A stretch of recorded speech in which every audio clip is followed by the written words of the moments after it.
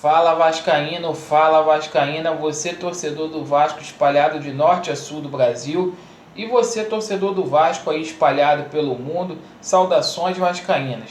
Meus amigos, mais uma vez aqui para a gente poder dividir nossos pensamentos com os inscritos. Obrigados a todos que estão chegando aí no canal, valeu pelas críticas e vamos lá para mais um vídeo. A gente vai falar sobre 3 assuntos hoje. Primeiro, sobre o futebol. Para ser mais preciso, sobre a partida entre Vasco e Internacional que irá ocorrer amanhã, às 20h30. Vamos falar também sobre os reforços ou refugos. E vamos falar também sobre o plano de redução de dívida do clube. Vamos lá, vamos começar pelo futebol. Lembrando que amanhã a gente vai dar uma pincelada melhor nesse jogo, vamos falar mais amplamente acerca desta partida. Mas este jogo é de total importância para o Vasco. O Vasco precisa sair dessa situação o mais rápido possível. Esse jogo ele é uma decisão. A vitória é emergencial para que o Vasco possa sair dessa incômoda zona de rebaixamento, sobretudo dessa última colocação. A gente fica na expectativa para que amanhã seja a retomada, que enfim o Vasco possa ter um outro rumo, um outro norte neste campeonato brasileiro. Este jogo vai ocorrer amanhã às 20h30 em São Januário. A gente deixa o apelo aqui para todos os torcedores do Vasco lotarem São Januário. Vocês são essenciais para que essa vitória venha amanhã. A gente precisa empurrar o time e fazer total diferença amanhã, para poder apoiar, para poder abraçar esses atletas, para a gente poder somar 3 pontos. Até aqui foram 4 derrotas e 3 empates. 7 rodadas, 21 pontos disputados, apenas 3 pontos que a gente conseguiu. Sob o comando do Vanderlei Luxemburgo, a gente fez 3 partidas contra Avaí, Fortaleza e Botafogo. Lembrando que a postura tem que ser totalmente antagônica contra a equipe do Internacional. Se o Vasco entrar em campo da forma como entrou nesses jogos contra essas equipes que eu citei, vai perder para o Internacional, uma vez que a equipe do Internacional é muito mais qualificada. O Internacional hoje ocupa a 5ª colocação no Campeonato Brasileiro. É uma equipe que tem 9 gols feitos, uma equipe que sofreu 5 gols. Por aí a gente vê que é um ataque bem organizado, que faz mais de um gol por partida e tem uma defesa bastante sólida, correto? O Internacional toma menos de um gol por jogo. Então o ataque do Vasco não pode viver apenas dessas jogadas pela direita entre Pikachu e entre o Rossi. O Vasco precisa ter um leque maior, um arsenal maior de jogadas. E a defesa do Vasco tem que ser atenção durante os 90 minutos para não ter surpresa, principalmente no final do jogo. Lembrando que a última partida entre Vasco e Internacional, ano passado, aqui em São Januário, foi 1-1 e o Vasco também tomou um gol no finalzinho. Então vamos ficar atentos com relação ao ataque do Internacional, que é bastante poderoso. Até aqui foram 59 confrontos em Campeonato Brasileiro entre Vasco e Internacional. Foram 26 vitórias do Internacional, 20 vitórias do Vasco e 14 empates, né? A gente vê que o Internacional ele tem bastante, não chega a ser bastante vantagem, mas os jogos contra o Internacional nos últimos anos têm sido totalmente difíceis para o Vasco. Até aqui em São Januário, o Vasco tem enfrentado bastante dificuldade para poder superar o Internacional. Correto? A maior vitória do Internacional foi 6-0, aquela fatídica derrota em 2015, que o Jorginho era técnico do Vasco. E a maior vitória do Vasco foi 4-0 em 1981. Bom, o Vasco para esse jogo vai ter o desfalque do Lucas Mineiro. O Lucas Mineiro não vai atuar nessa partida, está suspenso, tomou o terceiro cartão amarelo. Possivelmente para o lugar do Lucas Mineiro, o Raul deve entrar nessa função de volante. Além disso, a gente tem os jogadores que estão no departamento médico, que é o Breno, o Castan, o Ramon, né? Por outro lado, a gente vai contar com o Fernando Miguel e com o Vinícius Araújo aí nessa partida. Vinícius Araújo não chega nem contar tanto como reforço para essa partida, mas o Fernando Miguel agrega bem ao elenco do Vasco. E há uma dúvida na cabeça do técnico Vanderlei Luxemburgo, principalmente no gol. Não se sabe se ele vai com o Fernando Miguel ou com o Sidão. Lembrando que a última partida que o Fernando Miguel fez foi em abril, na decisão do campeonato carioca.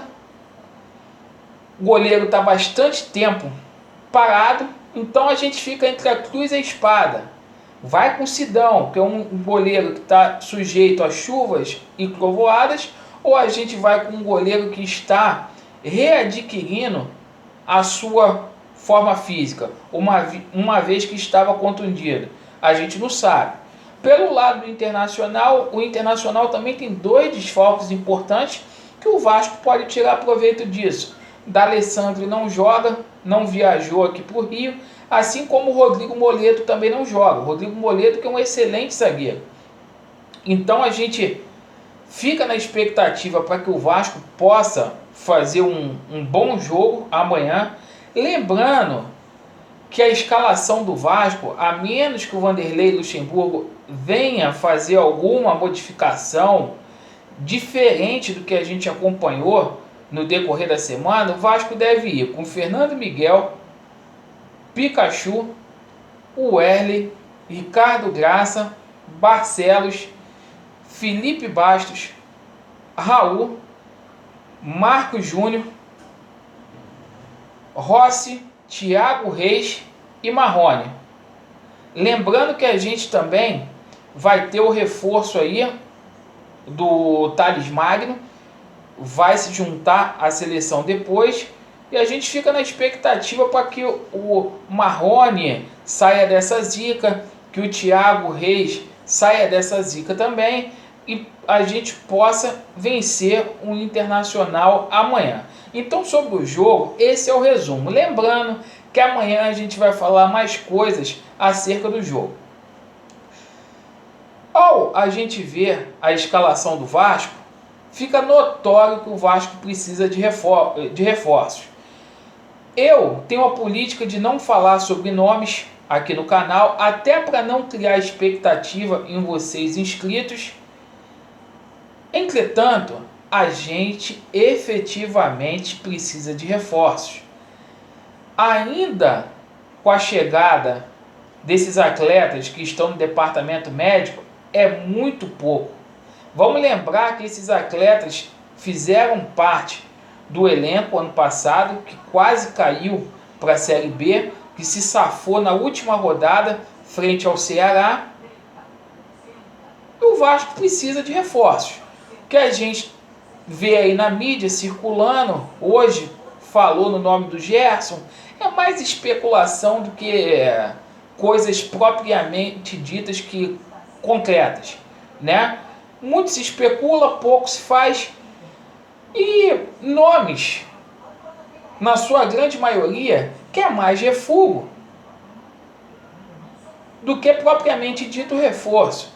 Vide que o Vasco foi até o Corinthians, fez uma consulta sobre 2 volantes que estão encostados no Corinthians para poder reforçar o clube. Não aprenderam com erro. A gente hoje no elenco, a gente tem o Felipe Bastos, um jogador que estava no Corinthians lá encostado, que veio com status de refúgio e que pouco agrega para esse time do Vasco. Fato é que a gente precisa de reforços. A gente vem batendo nessa tecla desde quando o campeonato carioca acabou. Esse time no campeonato carioca só deu para o gasto, mas a gente viu diversas falhas aí, técnicas, táticas, né? Físicas. E por falar em forma física, hoje o preparador físico do Vasco, que o Luxemburgo trouxe, mencionou, chegou ao nosso conhecimento, que 8 jogadores do Vasco estão fora do peso. Ou estariam fora do peso. Uma vergonha, né? Uma vergonha. Falta também de comprometimento desses atletas que aí estão. A gente faz uma meia-culpa aqui porque eles estão com salários atrasados. Então, como o clube não arca com seu compromisso em dia com esses atletas, eles também se acham no direito de não ficar fisicamente plausível para poder vestir a camisa do Vasco, né? Então, sobre reforços, a gente cria uma interrogação e questiona: é reforço? É refúgio? Esses jogadores citados, ao vestir a camisa do Vasco, eles efetivamente resolveriam os problemas do Vasco? Na minha opinião, não. Fato é que com esses jogadores que a gente está aí, a gente precisa abraçar esses atletas, independente de gostar ou não, porque eles é o plantel que a gente tem para hoje e é o que a gente tem de melhor para poder enfrentar o Internacional nessa partida que é desesperadora. Bom, com relação...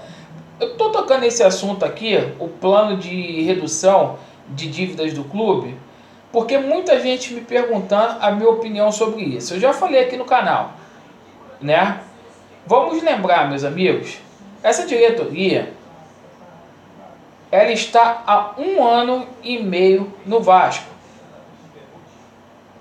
Ou seja, são 18 meses.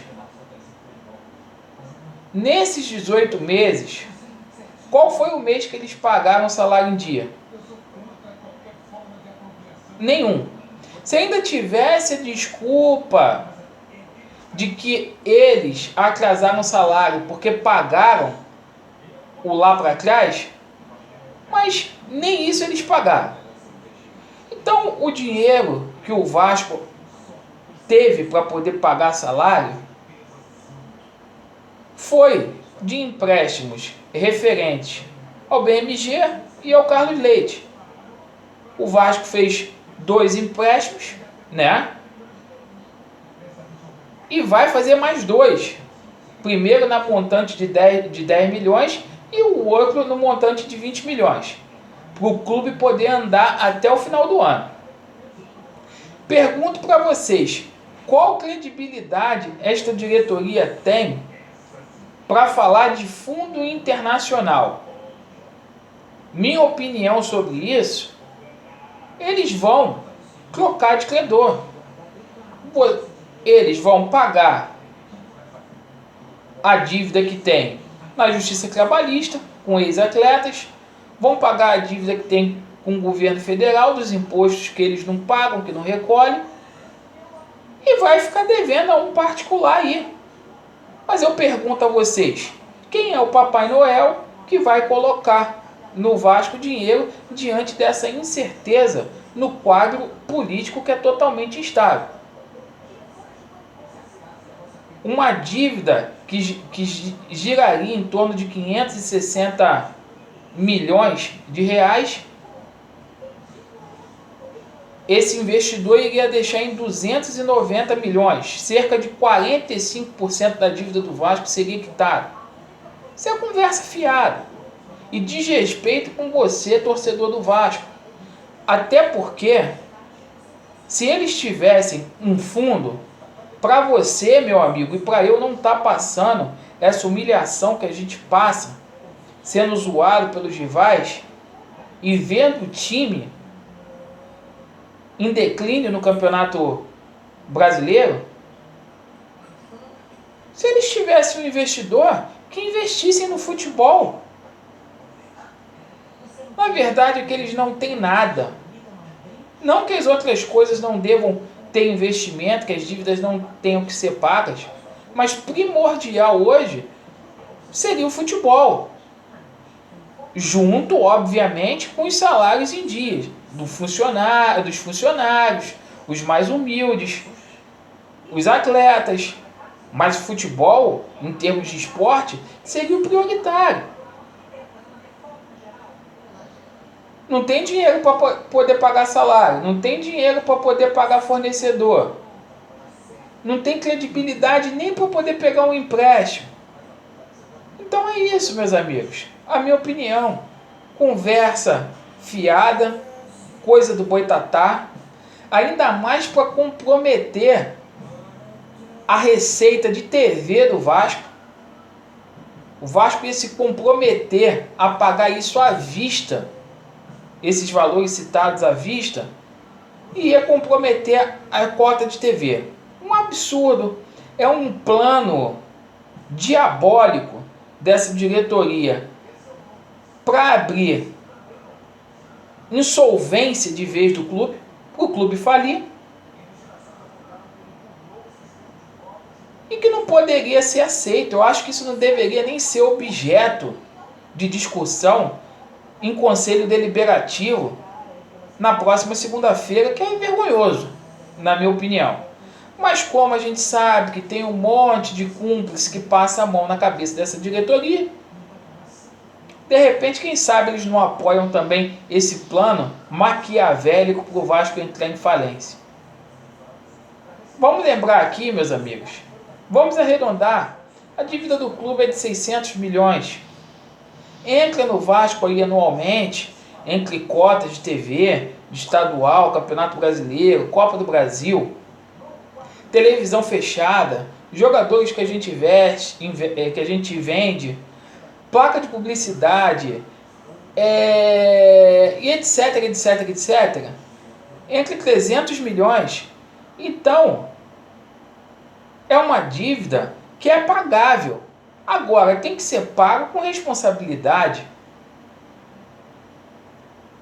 Tem que ter comprometimento para poder pagar essa dívida. Eles gostam de abrir tanta auditoria no Vasco, quando convém a eles. Por que eles não contratam economistas para poder fazer um plano, para poder reajustar as finanças do clube? Mas não, é do jeito deles, né? O presidente do Vasco é um médico ortopedista que não entende nada de finanças, não entende nada de administração. E é isso, meus amigos. Então, eram esses os assuntos que eu queria tratar com vocês. Amanhã vamos torcer para o Vascão. Antes do jogo a gente vai trazer um vídeo aqui de pré-jogo para vocês. Saudações vascaínas a todos. Fiquem com Deus, fica na paz. Saudações vascaínas e um beijo no coração de todos os meus amigos aí. Lembrando que a gente vai gravar depois um vídeo sobre os comentários que vocês fazem aí, que são pertinentes, críticas e comentários legais que vocês fazem, para a gente poder abordar diversos assuntos aí que vocês trazem aqui para o canal. Valeu, meus amigos, saudações vascaínas, fiquem com Deus.